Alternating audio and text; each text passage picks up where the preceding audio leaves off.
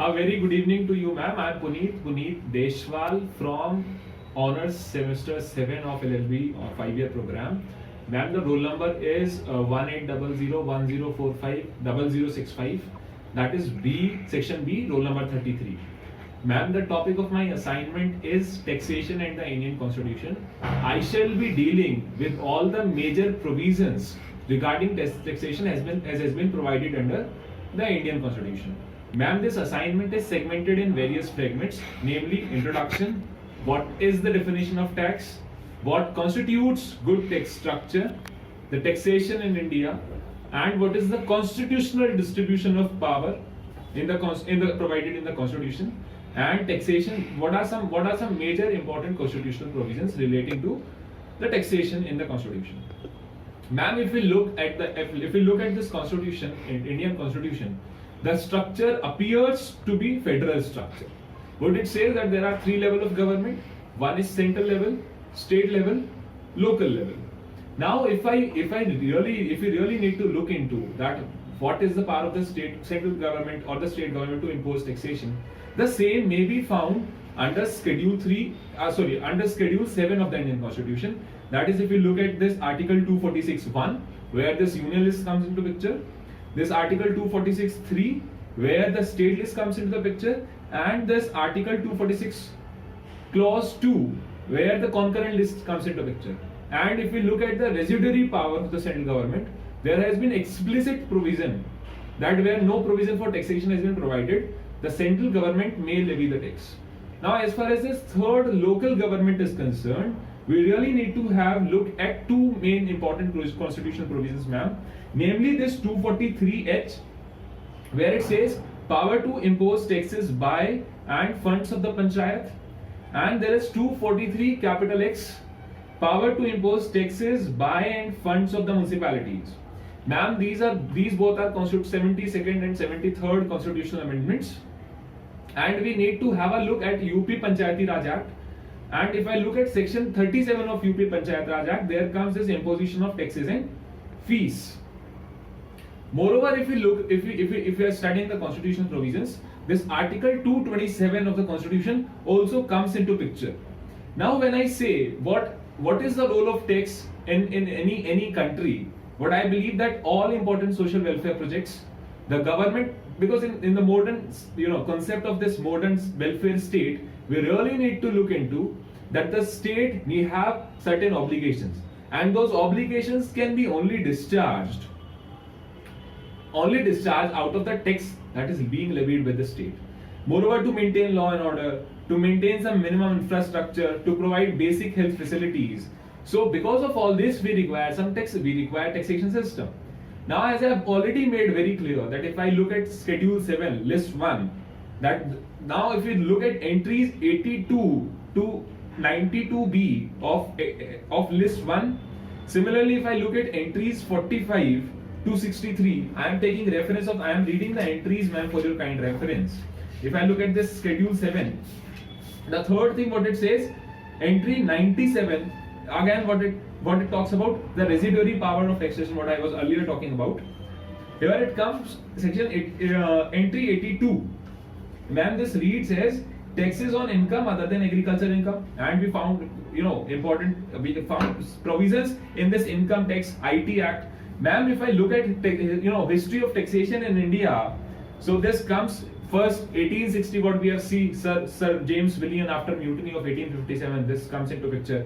Then we look Income Tax Act that was framed under 1992. Then this Income Tax 1961. Now, these provisions were also found in Government of India Act 1935. Now, similarly, the Constitution adopts many provisions. I'm not saying exact the same provision has been taken, but it takes provision from the Constitution of India Act as well, 1935 as well. So, ma'am, if I look at 83, what it says, duties of custom, export duties. So these are the entries where we find provisions relating to taxation in Indian Constitution. Moreover, there is one more important provision which I wish to discuss in my presentation. This is Article 277 of Indian Constitution. If I look at Article 277 of Indian Constitution, this comes as saving. I am reading it. Any taxes, duties cess or fees which immediately before the commencement of this constitution were being lawfully levied by the government of any state or by any municipality or other local authority or body for the purposes of the state, municipality, district or other local area may, notwithstanding that those taxes, duties, cess or fees are mentioned in the union list, continue to be levied and to be applied to the same purpose until provision to the contrary is made by the parliament by law. So ma'am, what this saving clause provides, that those taxes which were levied prior to the commencement of this constitution and the parliament by law does not amend them, repeal them, modify them, they shall continue to be levied by the respective state, municipality or any other local authority or body. Now there are some type of taxes that I wish to discuss during my presentation. One of them is direct taxes, what we have already seen.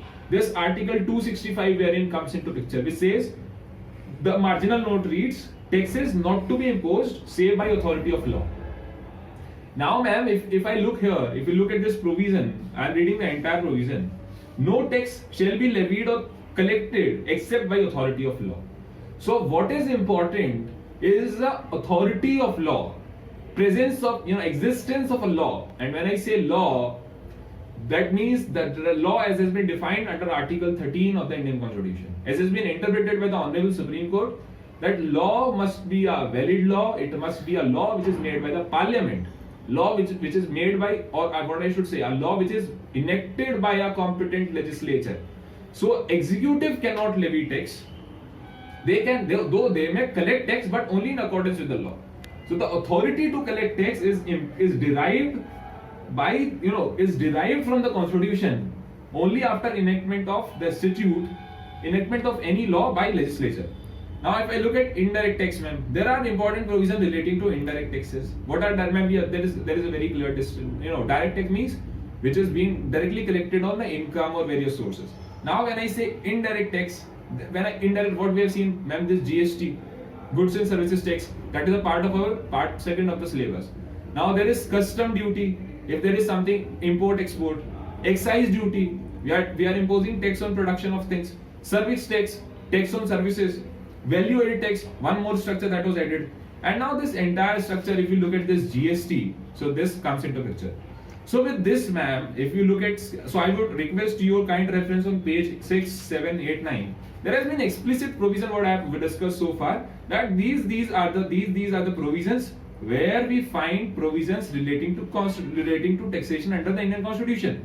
As I've already highlighted, 7th schedule. As I already said, if you look at 6th schedule, regulation of tribal areas by order of the president. There we find this power to access and collect land revenues and to impose tax. If I look at this Article 368, that what says that how even if we are making any changes in these lists, what we have discussed in Schedule 7, what procedure is to be followed by the Parliament. So with this, I may conclude I conclude my taxation, this entire presentation with an opinion that if you look at Indian Constitution, there are some explicit provisions that are found in the Indian Constitution, and it gives what should I say, a big hand to the central government for imposition of duty by virtue of residuary powers. Moreover, if you look at the 72 and 73 constitutional amendments, the power to impose tax has also been granted to the municipalities, to the third tier of government, to the local body governments. And ma'am, these lists give a very, these lists are not conclusive. Perfect. These lists are not conclusive. Therefore, there were provisions that were made for this list was not conclusive. Therefore, what I believe, there was provisions made for residuary powers. Moreover, ma'am, I see this Article 265, and with this, I believe I may conclude my presentation. Thank you for taking my presentation, madam. Have a great day.